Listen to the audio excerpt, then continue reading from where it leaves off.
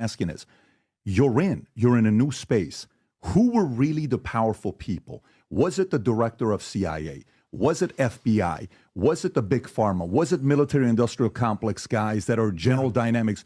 Who were the people that are like, oh, I got you. I never thought you had power.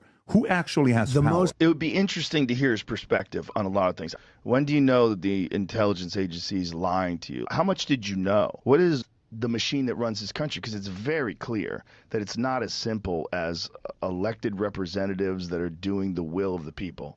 It's not. The most powerful person by far, the president. Power over everybody. The power is enormous. Most people don't believe that. Well, you can only know that if you've been on the inside, and Ivan Raiklin has definitely been on the inside. It is. But there is a sort of a deep state, and a lot of that's people that have been there. And then there's some bad guys, there's some bad people. Then there's a radical left, which I think are more dangerous in many ways than the other countries. I really do. You know, guys like Shifty Adam Schiff and other people, they're bad people. They're sort of sick people, not stupid people either, by the way. Smart people. Sure. But they're vicious, but they're very bad for our country. Is Adam Schiff powerful? Can you imagine? Well, he made up the Russia hoax. No, he and Hillary. What I'm saying is, who is their boss? Who calls them and say, you better or else? I think it's an amorphous group. It's a group. It's not one person. It's an amorphous group of lunatics. And when they come together, they're pretty bad.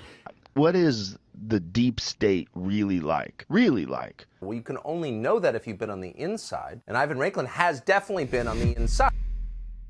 All right, America. I probably won't be playing that intro anymore. We'll have to change that up. But I wanted to remind you as a last kind of reminder for those that don't think any accountability is coming. So here's kind of where we're at. I get it. Some folks in Trump circles, whether it's Steve Bannon or I noticed he mentioned maybe yesterday or earlier today that they use the term, no, we're not after retribution. We're just after justice and accountability. Well, I mean, regardless of what term you use, there needs to be maximum punishment for every single person involved in the destruction of our constitutional order. I mean it. I mean maximum punishment, right? Legal, moral, ethical. You want to call it retribution? I do.